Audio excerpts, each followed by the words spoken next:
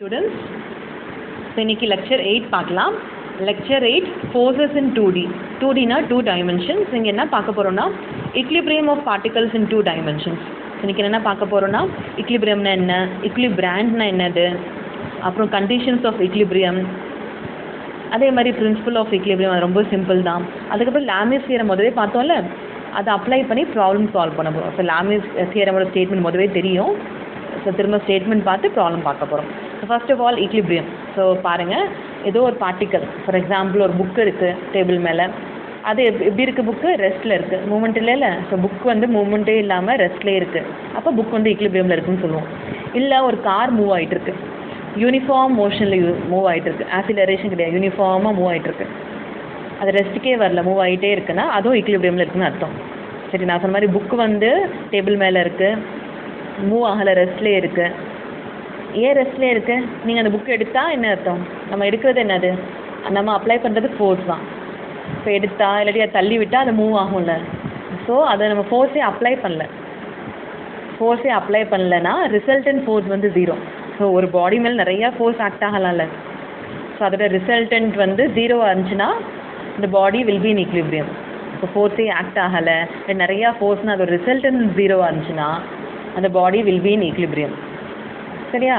அதான் இங்கே கொடுத்துருக்கேன். The resultant of a number of forces acting on a particle is 0, the particle is in equilibrium. சரியா? அதே மாதிரி நிறையா ஃபோர்ஸ் இருந்துச்சுல்ல, அது ரிசல்டன்ட் 0 இருந்தால் அந்த ஃபோர்ஸ் வந்து ஈக்லிபிரியம் ஃபோர்ஸஸ். ஸோ நிறையா ஃபோர்ஸ் இருக்குது, அந்த ஃபோர்ஸ் ரிசல்டன்ட் 0 இருந்தால் அந்த ஃபோர்ஸை என்ன சொல்லுவோம்? ஈக்லிபிரியம் ஃபோர்ஸஸ்ன்னு சொல்கிறோம். The set of forces whose resultant is 0 are called equilibrium forces. Okay, அடுத்து ஒரு எக்ஸாம்பிள் பார்க்கலாம். இப்போ நீங்கள் நின்றுருக்கீங்க, யாராவது வந்து புல் பண்ணுறாங்க. அந்த புல் பண்ணுறது என்னது? அதான் ஃபோர்ஸ். புல் பண்ணுறப்ப எந்த டைரெக்ஷன் புல் பண்ணுறோம் அந்த டைரெக்ஷனில் தானே மூவ் ஆவீங்க. நீங்கள் மூவ் ஆகிட்டிங்கன்னா ஈக்லிபிரியமில் இல்லை. சரியா? ஆனால் அவங்க புல் பண்ணுறப்ப நீங்கள் ரெசிஸ்ட் பண்ணுறீங்க. அவங்க வந்து ஃபார் எக்ஸாம்பிள் ரைட்டில் புல் பண்ணுறாங்கன்னா உங்கள் ரெசிஸ்டன்ஸ் ஃபோர்ஸ் எதில் இருக்கும்?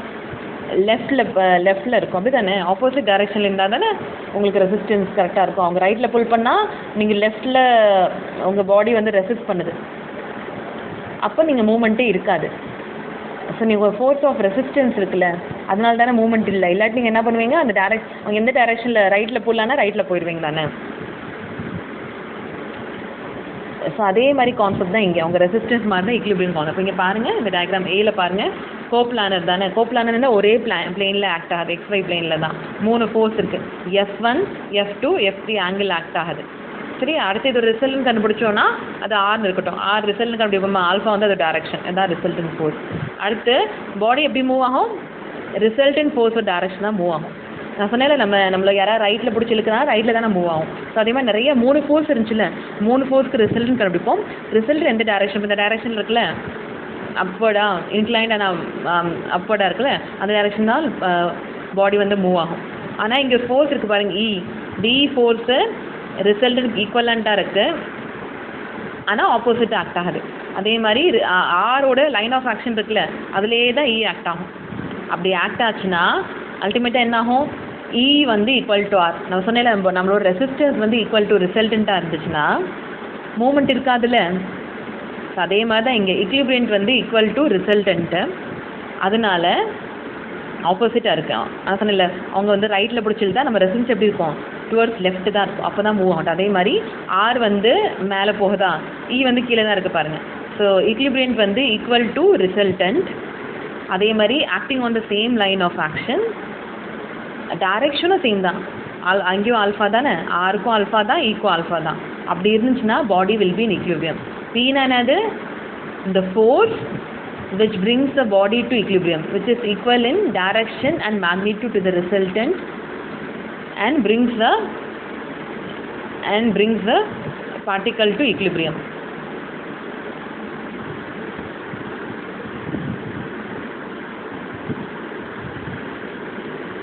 ஓகே, அதோட டெஃபினேஷன் பார்க்கலாமா? சரி, அதே தான் நான் சொன்னது. ஸோ அந்த எக்ஸ்ப்ளனேஷனாக கொடுத்துருக்கேன். ஸோ அது பாருங்கள். The force E which brings the particle or set of forces to equilibrium is called equilibrand. அதே மாதிரி equilibrand E is equal to the resultant force in magnitude and direction, collinear but opposite in nature. அடுத்து conditions of equilibrium. So conditions equilibrium என்ன பண்ணோம்? Resultant force 0 இருந்தால் தானே equilibrium. So R equal to 0. ஆர்னா என்னது நம்ம பார்த்துக்கோம்ல, ரெசல்யூஷன் ஆஃப் ஃபோர்ஸஸ் பேரலோகிராமில் எல்லாத்தையும் இப்போ R equal to square root of summation V square plus summation H square equal to 0. அப்போ ஸ்கொயர் ரூட் எடுத்துடலாம். அடுத்து summation V square plus summation H square equal to 0னா எப்போ வந்து 0 வரும்? சமேஷன் வியும் 0வாக இருக்கணும், சமேஷன் ஹெச்சும் 0வாக இருந்தால் தான் equilibrium condition. So summation h equal to 0, summation v equal to 0 are the necessary and sufficient conditions of equilibrium of particles in 2 dimensions. அடுத்து summation h equal to 0 என்னது? summation h equal to 0 horizontal collinear என்னது? ஒரே லைனில் of ஆக்ஷனில் act ஆகும். அதே மாதிரி கன்கரன்னா எல்லாமே ஒரே பாயிண்ட் இன்டர்செக்ட் ஆகும். அது மாதிரி ஃபோர்ஸஸ்க்குலாம் summation h equal to 0. So algebraic sum of all horizontal force is 0. அப்படிதான் ஃபோர்ஸ் ஆக்டிங் டு ரைட்டை வந்து பாசிட்டிவாக எடுத்துக்கலாம், அப்படி லெஃப்ட் வந்து நெகட்டிவாக எடுத்துட்டோம்னா algebraic sum கண்டுபிடிச்சா என்னவாக இருக்கணும்? 0வாக இருக்கணும். இன்க்ளைன் ஃபோர்ஸ்லாம் இருந்தால் algebraic sum of all horizontal components equal to 0வாக இருக்கும். இந்த சமேஷன் ஹெச்லாம் கண்டுபிடிச்சோம்ல போன கிளாஸில், அது வந்து சமேஷன் ஹெச் ஈக்குவல் டு 0வாக இருந்துச்சுன்னா அந்த பாடி இல்லாட்டி பார்ட்டிகல் இஸ் இன் ஈக்லிபிரியம். அப்படியே எடுத்துக்கலாம். இல்லாட்டி என்ன பண்ணலாம்னா force sum of force acting to right ஒரு சைடு எழுதிக்கலாம், equal to sum of force acting to left ஒரு சைடு எழுதிக்கலாம். அதான் சமேஷன் ஹெச் ஈக்குவல் டு 0. அடுத்த சமேஷன் வி ஈக்குவல் டு 0னா இது வந்து vertical collinear concurrent force use பண்ணுவோம். இங்கே என்னென்னா algebraic sum of all vertical force equal to 0. inclined force இருந்தால் algebraic sum of all vertical components of force equal to 0. இப்போ already கண்டுபிடிச்சோம் அந்த ப்ராப்ளம். சமேஷன் வி 0 இருந்தால் body or particle is in equilibrium. Upward ஃபோர்ஸை பாசிட்டிவாக இருக்கும், downward ஃபோர்ஸை நெகட்டிவாக இருக்கும். அதே மாதிரி இன்னும் எப்படி எழுதலாம்? Sum of upward force equal to sum of downward force. ஒரு சைடு அப்வர்ட் ஃபோர்ஸ், ஒரு சைடு டவுன்வர்ட் ஃபோர்ஸ் எழுதலாம். அடுத்த பிரின்சிபல் ஆஃப் ஈக்லிபிரியம் ரொம்ப ஈஸி தான். இந்த டயக்ராம் பாருங்கள். 2 ஃபோர்ஸ், ரெண்டு ஃபோர்ஸ்னு எப்படி இருக்கணும்? F1 F2 எப்போ ஈக்லிபிரியம் இருக்கும்? F1 should be equal to F2. இந்த ஈக்லிபிரியம் பார்த்தாலும் அதே மாதிரி தான். F1 F2 வந்து ஈக்குவலாக இருக்கணும், கொலினியராக இருக்கணும். கொலினியர் என்ன? ஒரே லைன் ஆஃப் ஆக்ஷனில் ஆக்ட் ஆகணும். அதே மாதிரி ஆப்போசிட் நேச்சராக இருக்கும். அதான் இங்கே சொல்லலாம். The body is subject to 2 forces, then the body will be in equilibrium if the 2 forces are collinear, equal and opposite. அடுத்து 3 force, 3 force ஆக்ட் ஆச்சுன்னா ஏதாவது 2 force எடுத்துக்கணும். F1 F2 ஃபார் எக்ஸாம்பிள் எடுத்தோமா, அதோட ரிசல்டன்ட் தான் வந்து Rன்னு எடுத்துக்கிறோம். ஸோ ஆர் என்ன இருக்கணும்? தேர்ட் ஃபோர்ஸ் இருக்குல்ல, அதுக்கு ஈக்குவலண்ட் ஆகும். ஸோ அதான் 3 force principle. So body is subject to 3 forces. இந்த 3 force தான் இருக்குது, S1 S2 and S3. Then the body will be in equilibrium if the resultant of any 2 forces equal, opposite and collinear with the third force. அதான் 3 force. அடுத்து Lami's theorem. இது முதலே பார்த்தது தானே. if 3 coplanar forces acting at a point B in equilibrium. So 3 coplanar force தான் இருக்கணும், அதே மாதிரி ஈக்லிபிரியம் இருக்கணும். 3 coplanar force ஈக்லிபிரியம். அப்போ நமக்கு தெரியும்ல P என்ன வரும்? P by sin of angle between the other two. So P by என்ன வரும் இங்கே? மற்ற 2 ஃபோர்ஸ் என்ன? Q and S தானே. P by sin alpha. அதே மாதிரி Q மற்ற 2 ஃபோர்ஸ் என்ன? P and S. அதுக்கு இடையில ஆங்கிள் என்ன? பீட்டா. அதே மாதிரி S என்னது? S by என்ன வரும்? sin of gamma. P and Q. S விட்டா மற்ற 2 ஃபோர்ஸ் என்ன? P and Q, sin gamma. So அதான் இந்த லாமிஸ் தியரம். ஸ்டேட்மெண்ட் நல்லா பார்த்துக்கோங்க. if 3 coplanar forces acting at a point B in equilibrium, then each force is proportional to the sine of the angle between the other two. So இது proof இருக்குல்ல. So Vijayachandran உங்களுக்கு வந்து என்ன அசைன்மெண்ட்னா, இதோ proof வந்து Lami's theorem proof எப்படி P by sin alpha equal to Q by sin beta equal to S by sin gamma இருக்குல்ல, நெட்லேயே கிடைக்கும். ஸோ நீங்கள் என்ன பண்ணுறீங்க, இந்த ப்ரூஃபை வந்து எழுதி ஸ்கேன் பண்ணி அப்லோட் பண்ணுறீங்க. அது மட்டும் இல்லாமல் சரி, எழுதி ஸ்கேன் பண்ணி அப்லோட் பண்ணுங்கள். நீங்கள் எழுதுறத வச்சே புரியுற மாதிரி இருக்கணும். அதான் அவங்களோட அசைன்மெண்ட், இண்டிவிஜுவல் அசைன்மெண்ட். ஸோ அஜித்தாவும் ஆகாஷும் அசைன் முடிச்சுட்டாங்க. அடுத்த அதே விஜயச்சந்திரனுக்கு இதான் அசைன்மெண்ட். ஓகே, அடுத்து நோட். ஸோ லாமிஸ் தியரம் வந்து 3 coplanar concurrent forces which are equilibrium மட்டும் தான் அப்ளை பண்ண முடியும். அதே மாதிரி இந்த டயக்ராம் பாருங்கள், F1 F2 F3 3 coplanar concurrent force தான். ஆனால் 3மே எப்படி ஆக்ட் ஆகுதுன்னு பாருங்கள். F1 வந்து எப்படி ஆக்ட் ஆகுது? பார்ட்டிகளுக்கு டுவர்ட்ஸ் ஆக்ட் ஆகுது, பார்ட்டிகல் நோக்கி ஆக்ட் அப்படியே ஆக்ட் ஆகக்கூடாது. F2 F3க்கு பார்த்தீங்களா அவுட்வர்ட்ஸ் ஆக்ட் ஆகும், ஆக்டிங் அவே. அப்போ தான் யூஸ் பண்ண முடியும். ஸோ இது மாதிரி F2 F3 okay, acting outwards தான், ஆக்டிங் அவே தான், அதுக்கு யூஸ் பண்ணலாம். F1 எப்படி இருக்குது? ஆக்டிங் டுவர்ட்ஸாக இருக்கா? ஸோ அதுக்கு யூஸ் பண்ண முடியாது. ஸோ அதுக்கு நம்ம அதுக்கு ஒரு சொல்யூஷன் இருக்குது. என்ன பண்ணோன்னா, F1 அப்படியே கீழே இழுத்துட்டு வச்சுக்கோங்க. அதே லைன் ஆஃப் ஆக்ஷனில் அப்படியே கீழே இழுத்துட்டோன்னா இப்போ என்ன ஆயிடுச்சு? F1 வந்து ஆக்டிங் அவுட்வர்ட் ஆயிடுச்சா? இப்போ லாமிஸ் தியரம் யூஸ் பண்ணலாம். ஸோ லாமிஸ் தியரம் எப்போ யூஸ் பண்ணுவோம்? 3மே ஆக்டிங் அவே இல்லை ஆக்டிங் அவுட்வர்டாக இருக்கும். இப்போ F1 பை என்ன வரும்? sin θ1 தானே. θ1ங்கிறது என்னது? F2க்கும் F3க்குள்ள ஆங்கிள். அதே மாதிரி F2 by sin θ2, F3 by sin θ3 இது யூஸ் பண்ணலாம். சரி, அடுத்த ஒரு ப்ராப்ளம் பார்க்கலாம். So problem number 5. டுட்டோரியலுக்கு ப்ராப்ளமாக கணக்கு எடுக்கல. ஸோ 5th ப்ராப்ளம் இது. The force shown in figure acting on a particle and keep the particle in equilibrium. So equilibrium இருக்குன்னு சொல்லிட்டாங்களா? எத்தனை ஃபோர்ஸ் இருக்குது? 3 ஃபோர்ஸ் இருக்கா? 3மே ஆக்டிங் அவே தானே, ஆக்டிங் அவுட்வர்ட் தானே. அப்போ இதுக்கு நம்ம லாமிஸ் தியரம் யூஸ் பண்ணலாம். The magnitude of force F1 is 250 Newton find the magnitude of the forces F2 and F3. So F1 கொடுத்துருக்காங்க, F2 F3 கண்டுபிடிக்கணும். ஸோ திரும்ப லாமிஸ் தியரம் என்னது? F1 பை ஆங்கிள் என்ன வரும்? F2 F3 இடையில இருக்க angle. So F2 F3 இடையில என்ன ஆங்கிளுக்கு 30 டிகிரி இருக்குது. அதெல்லாம் இது என்னது? இந்த ஹரிசாண்டல் லைனுக்கு F3 ஆங்கிள் என்னது? 90 டிகிரி. அப்போ சைன் ஆஃப் 30 + 90 டிகிரி. அடுத்து F2 அதே மாதிரி தான். F2 எடுத்தோன்னா சைன் ஆஃப் F1க்கும் F3க்கு ஆங்கிள் என்னன்னு பார்க்கலாம். அதானே concept. F2 by sine of angle between the other two force. F2 by sine of angle between F2 and F3 என்ன 60 இருக்குது. அது மட்டும் இல்லை, F3க்கும் இந்த ஹரிசாண்டலுக்கும் 90 டிகிரி இருக்கா. ஸோ அதையும் ஆட் பண்ணிக்கணும். F2 by sine of 60 + 90 degree. அடுத்து F3 பை ஆங்கிள் இங்கே நான் தனியாக கொடுத்துக்க பாருங்க. இந்த X டிகிரி தான் ஆங்கிள். ஸோ அது நமக்கு தெரியாது. அதில் எப்படி கண்டுபிடிக்கிறது? ஸ்ட்ரெயிட் லைன் தானே. டோட்டல் ஆங்கிள் டிகிரி எவ்வளோ?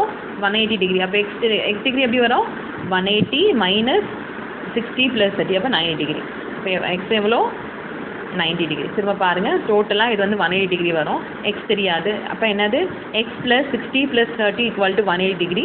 அப்போ எக்ஸ் என்ன வரும்? எக்ஸ் = 180 - 60 - 30 கட்டி 180 - 60 + 30 90 டிகிரி. ஸோ அது மூணையும் போட்டோன்னா இது மாதிரி வந்து தான் ஈக்குவேஷன். இப்போ F1 வந்து 250, F2 தெரியாது. ஃபஸ்ட் என்ன பண்ணும்? F1 250 by sign 120 = F2 by sign 150 போட்டிங்கன்னா F2 என்ன வரும்? 250 × sin 150 by sin 120. So F2 = 144.30. அடுத்து F2 F3 எடுத்துக்கோங்க. சாரி, F2 F3 கிடையாது, அப்படியே எடுக்கலாம். F2 கண்டுபிடிச்சாச்சுல, அப்போ F2 F3 எடுக்கலாம். இல்லை F1 பை சைன் 120. அப்போ F1 எவ்வளோ? 250 = F3 பை சைன் 90. இதை வச்சும் F3 கண்டுபிடிக்கலாம். 250 × sin 90 பை சைன் 120. அதே மாதிரி F3 கண்டுபிடிச்சாச்சு. ஸோ லாமிஸ் தியரம் வச்சு கண்டுபிடிக்கலாம். இல்லை கண்டிஷன்ஸ் ஆஃப் ஈக்லிபிரியம் வச்சு இதே ப்ராப்ளம் பண்ணலாம். இதே ப்ராப்ளம் தான். இதே F2 F3 கண்டுபிடிக்க போகிறோம். ஆனால் நம்ம என்ன அப்ளை பண்ண போகிறோம்? Conditions of equilibrium. Resolution of ஃபோர்ஸில் சம்மேஷன் V சம்மேஷன் Hலாம் கண்டுபிடிப்போம். அதே கான்செப்ட் தான். ஓகே, ஃபஸ்ட்டு சம்மேஷன் H = 0 போடுறதுக்கு முன்னாடி நம்ம வந்து என்ன பண்ணலாம்? இந்த மாதிரி டேபிள் போட்டுக்கலாம். சீரியல் நம்ம எத்தனை ஃபோர்ஸ் இருக்குது? ஃபஸ்ட்டு ஃபோர்ஸ் என்ன? F1 250. ஆங்கிள் என்ன? F1ஓட ஆங்கிள் என்ன? F1ஓட ஆங்கிள் வந்து 60. F2 ஆங்கிள் என்ன? 30. F3 வந்து வெர்டிக்கல் ஃபோர்ஸ். அதனால ஆங்கிள் இன்க்ளைன் ஃபோர்ஸ் மட்டும் தான் ஆங்கிள் போடணும். வெர்டிக்கல் இல்லாட்டி ஹரிசாண்டல் ஆங்கிள் போட்டு தவிர. ஸோ முதல்ல மூணுமே எழுதிக்கிறோம். ஃபஸ்ட்டு வந்து F1 வந்து 250, F2 F3 எழுதிக்கிறோம். F3 வந்து வெர்டிக்கல் ஃபோர்ஸ், அது 90 டிகிரி. அதனால நம்ம ஒன்றும் கண்டுபிடிக்கிறோம். அப்போ ஆங்கிள் 60 30 போட்டோமா. அப்போ சம்மேஷன் H என்ன வரும்? 250 cos 60. அதே மாதிரி F2 cos 30. அதே மாதிரி இங்கே பாருங்கள், F1 இங்கே எப்படி ஆக்ட் ஆகுது, F1 எப்படி ஆக்ட் ஆகுது? அது ஃபோல்ட் பண்ண என்ன வரும்? ஆக்டிங் டுவர்ட்ஸ் லெஃப்ட் தானே. அப்போ F1 வந்து ஆக்டிங் டுவர்ட்ஸ் லெஃப்ட், அப்போ வந்து நெகட்டிவ். F2 வந்து ஆக்டிங் டுவர்ட்ஸ் ரைட், அதனால பாசிட்டிவ். அதுவும் போட்டுக்கலாமா? அது போட்டாச்சு. அடுத்து இதே மாதிரி 250 sin 60, F2 sin 30 தான் வந்து சம்மேஷன் V. வெர்டிக்கல் ஃபோர்ஸ்னால ஹரிசாண்டல் காம்பனன்ட் வந்து 0, வெர்டிக்கலாக தான் ஆக்ட் ஆகுது. அதனால F3 போட்டுக்கிறோம் சம்மேஷன் V. இப்போ பார்க்கலாம். ஸோ F1 வந்து நீங்கள் மேலே பெண்ட் பண்ணால் என்ன வருது? Acting upward. F2 மேலே பெண்ட் பண்ணால் acting upward. So F1 F2 ரெண்டுமே ஆக்டிங் அப்வர்ட். ஆக்டிங் அப்வர்ட்னா பாசிட்டிவ், F3 வந்து ஆக்டிங் டவுன்வர்ட், அதான் நெகட்டிவ். ஸோ அது வந்து போட்டாச்சு. போட்டாச்சா? எல்லா டேரக்ஷனும் போட்டுக்கும். இப்போ சம்மேஷன் Vயும் சம்மேஷன் Hயும் கண்டுபிடிச்சோம் டேபிள் போட்டு. சம்மேஷன் H வந்து ஃபோர்ஸ் இன்ட்டு காஸ், சம்மேஷன் வந்து ஃபோர்ஸ் இன்ட்டு சைன், அதெல்லாம் போட்டாச்சா? போட்டுட்டு அடுத்து சம்மேஷன் H = 0 என்னது? ஃபோர்ஸ் ஆக்டிங் டு ரைட் வந்து பாசிட்டிவ் எடுத்துக்கும். ஸோ அதே தான் இங்கே எடுத்துருக்கோம். அப்போ என்னென்ன வருது? சம்மேஷன் H என்ன வருது? -125. ஏன் -125? Acting towards left plus F2 sin cos 30. So திரும்ப ரிப்பீட் பண்ணுறேன். சம்மேஷன் H என்ன வருது? -125 ஆக்டிங் டுவர்ட்ஸ் லெஃப்ட்னால. அடுத்து plus F2 cos 30 acting towards right. அப்போ அதில் 0 தானே. அது போட்டால் ஈக்குவல் டு என்ன வரணும்? 0. சம்மேஷன் H = 0 போடுவாங்க. ஸோ F2 cos 30 = இங்கே -125 அந்த பக்கம் போனால் +125. இப்போ F2 கண்டுபிடிச்சிடலாமா? 144.34. அடுத்து சம்மேஷன் V = 0. சம்மேஷன் V = 0 திரும்ப அதே தான் பண்ணுவோம். இந்த மூணையுமே நம்ம அல்ஜிபிரிக் சம் தரணும். அப்போ வந்து பாசிட்டிவ் வச்சுட்டோமா? So plus 216.51. 216.51 என்னது? 250 × sin 60. அதுக்கப்புறம் plus F2 sin 30 minus F3. இந்த மூணையும் எழுதிக்கணும். நம்ம வந்து F2 முதல்ல கண்டுபிடிச்சிட்டோம்ல, அப்போ அப்படி தானே கண்டுபிடிச்சோம், அந்த வேல்யூ போட்டுக்கோங்க. அப்போ F3 வந்து கண்டுபிடிச்சிடலாம். ஸோ லாமிஸ் தியரம் வச்சும் கண்டுபிடிக்கலாம். இல்லை சம் கண்டிஷன்ஸ் ஆஃப் ஈக்லிபிரியம், அதாவது கோப்ளானர் கன்கரண்ட் ஃபோர்ஸ் தான் இருந்தால் லாமிஸ் தியரம் கூட என்னென்னா 3 ஃபோர்ஸ் தான் இருக்கணும். அப்புறம் வந்து அது வந்து ஆக்டிங் அவுட்வர்டாக இருக்கணும். ஆனால் இந்த கண்டிஷன்ஸ் ஆஃப் ஈக்லிபிரியம் யூஸ் பண்ணுறப்ப எத்தனை ஃபோர்ஸ் வேணால் இருக்கலாம். ஒன்லி என்ன இருக்கணும்? கோப்ளானர் கன்கரண்ட்டாக கோப்ளானர் ஒரே பிளானில் ஆக்ட் ஆகும். கன்கரண்ட் மூணு ஒரே பாயிண்ட் இன்டர்செக்ட் ஆனால் இந்த மெத்தட் செகண்ட் மெத்தட் வந்து எல்லாத்துக்குமே யூஸ் பண்ணலாம். ஸோ இன்றைக்கி இன்னும் ஒரு அசைன்மெண்ட், சந்திரகுமாரி அண்ட் கணேஷ் பாண்டியன் 2 பேரும் வந்து ஒரே நிமிஷத்தில் இன்றைக்கி சம்மரி கொடுக்கணும். இன்றைக்கி என்ன எடுத்துனாங்கிற சம்மரி கொடுக்கணும். ஸோ நான் இப்போ சம்மரைஸ் பண்ண என்னென்ன பார்த்தோம் இன்றைக்கி? ஃபஸ்ட்டு ஈக்லிபிரியம் தான் பார்த்தோம். ஈக்லிபிரியம்னா என்னது? Force acting on a particle வந்து resultant force acting on a particle 0வாக இருந்தால் அந்த particle is set to be in equilibrium. ஈக்லிபிரியம்னா என்னது? the force E which brings the particle to equilibrium. அது எப்படி இருக்கும்? it is equal in magnitude and direction to the resultant but opposite in direction. அதுக்கப்புறம் 2 principal பார்த்தோம். 2 force act ஆச்சுன்னா 2 ஃபோர்ஸுமே வந்து ஈக்குவலாக இருக்கணும். ஆனால் ஆப்போசிட் நேச்சராக இருந்தால் அந்த 2 ஃபோர்ஸு ஈக்லிபிரியம். 3 ஃபோர்ஸ் பிரின்சிபல் என்னது? F1 F2 F3. இப்போ F1 F2க்கு வந்து ரிசல்டன்ட் வந்து should be equal to F3. அதே மாதிரி ஒரே லைன் ஆஃப் ஆக்ஷனில் ஆக்ட் ஆகணும். கொலினா அது வந்து 3 force will be in equilibrium. அடுத்து வந்து கண்டிஷன்ஸ் ஆஃப் ஈக்லிபிரியம் பார்த்தோம். Summation H equal to 0, summation V equal to 0. Summation H equal to 0 என்னது? algebraic sum of all horizontal forces இல்லாட்டி algebraic sum of all horizontal components of forces should be equal to 0. அடுத்து summation V equal to 0 பார்த்தோம். அது என்னது? algebraic sum of all vertical forces இல்லாட்டி algebraic sum of all vertical components of force should be equal to 0. அடுத்து Lami's theorem பார்த்தோம். Lami's தியரம்னா என்னது? 3 force if 3 coplanar forces acting at a point B in equilibrium. So இங்கே என்ன இருக்கும்? 3 ஃபோர்ஸாக இருக்கணும், கோப்ளானராக இருக்கணும், கன்கரண்ட்டாக இருக்கணும், அதே மாதிரி ஈக்லிபிரியமில் இருக்கணும். அப்படி இருந்துச்சுன்னா then each force is proportional to the sine of the angle between the other two. So நீங்கள் டயக்ராம் போட்டு அதை வச்சு பார்த்தீங்கன்னா ஈஸியாக இருக்கும். ஸோ Pனா ஆங்கிள் எங்கே இருக்கணும்? Qஓ எஸ்ஸுக்கு இடையில இருக்க ஆங்கிள் இருக்கணும். Qனா Pக்கும் எஸ் இருக்க இடையில இருக்க ஆங்கிள் இருக்கணும். So P by sine alpha equal to Q by sine beta equal to S by sine gamma. அதே மாதிரி அதி விஜயச்சந்திரனுக்கு அசைன் கொடுத்துருக்கேன். அந்த ப்ரூஃப் வந்து அசைன்மெண்ட்டாக எழுதி ஸ்கேன் பண்ணி அப்லோட் பண்ண சொல்லியிருக்கேன். சரியா? அது நான் அசைன்மெண்ட் ஆப்ஷன் கொடுக்குறேன், நீங்கள் ஸ்கேன் பண்ணி அனுப்புங்க. அடுத்து லாமிஸ் தியரம் வந்து நம்ம அவுட்புட் ஃபோர்ஸ் இருக்கணும், ஃப்ரீ ஃபோர்ஸ் தான் இருக்கணும், கோப்லானாக இருக்கணும், கன்கரண்ட் ஆகாத 3மே அவுட்வர்டாக ஆக்ட் ஆகணும் சொல்லி பார்த்துருக்கோம். அடுத்து ப்ராப்ளம் போட்டோம் லாமிஸ் தியரம் வச்சு. அதே மாதிரி அதே ப்ராப்ளம் கண்டிஷன்ஸ் ஆஃப் ஈக்லிபிரியம் வச்சு போட்டோம். கண்டிஷன்ஸ் ஆஃப் ஈக்லிபிரியம் என்ன பண்ணணும்? அந்த ஃபோர்ஸ்க்கு ரெசல்யூஷன் ஆஃப் ஃபோர்ஸை கண்டுபிடிச்சிடலாம். அந்த மாதிரி சம்மேஷன் H சம்மேஷன் V எல்லாம் கண்டுபிடிக்கணும். சம்மேஷன் Hனா என்னது? Acting towards right positive, acting towards left வந்து நெகட்டிவ். அதே மாதிரி சம்மேஷன் Vனா upward positive, downward negative. Summation H equal to 0 போடணும். அதே மாதிரி சம்மேஷன் V ஈக்குவல் டு 0 வச்சும் கண்டுபிடிக்கலாம், அதை வச்சு கண்டுபிடிக்கலாம். ஸோ லாமிஸ் தியரம் வச்சு ப்ராப்ளம் பார்த்தோம். அதே ப்ராப்ளம் கண்டிஷன்ஸ் ஆஃப் ஈக்லிபிரியம் வச்சு பார்த்தோம். ஸோ இப்போ உங்களுக்கு ஈக்லிபிரியம்னா என்ன, ஈக்லிபிரியாண்ட்னா என்ன, கண்டிஷன்ஸ் ஆஃப் ஈக்லிபிரியம் என்ன, பிரின்சிபல் ஆஃப் ஈக்லிபிரியம், அதே மாதிரி லாமிஸ் தியரம்னா என்ன, அதை வச்சு ப்ராப்ளம் பார்த்துக்கலாம். ஸோ அதே மாதிரி நான் குவிஸ் கொடுக்குறேன். அசைன்மெண்ட் வந்து நான் சொன்ன மாதிரி அதி விஜயச்சந்திரனுக்கு, அதே மாதிரி சந்திரகுமாரி கணேஷ் பாண்டியனுக்கு அசைன்மெண்ட்டில் கொடுக்குறேன். குவிஸ் வந்து L8 குவிஸ்னு கொடுக்குறேன். எல்லாமே அட்டென்ட் பண்ணுங்க. ஸோ எல்லாமே குவிஸ் அட்டென்ட் பண்ணால் தான் உங்களுக்கு மார்க்கு. இவங்க எல்லாம் அசைன்மெண்ட் செய்யணும். ஓகேப்பா, தேங்க்யூ. புரியணும்னு நினைக்கிறேன். புரியாட்டி கால் பண்ணுங்கள். தேங்க்யூ.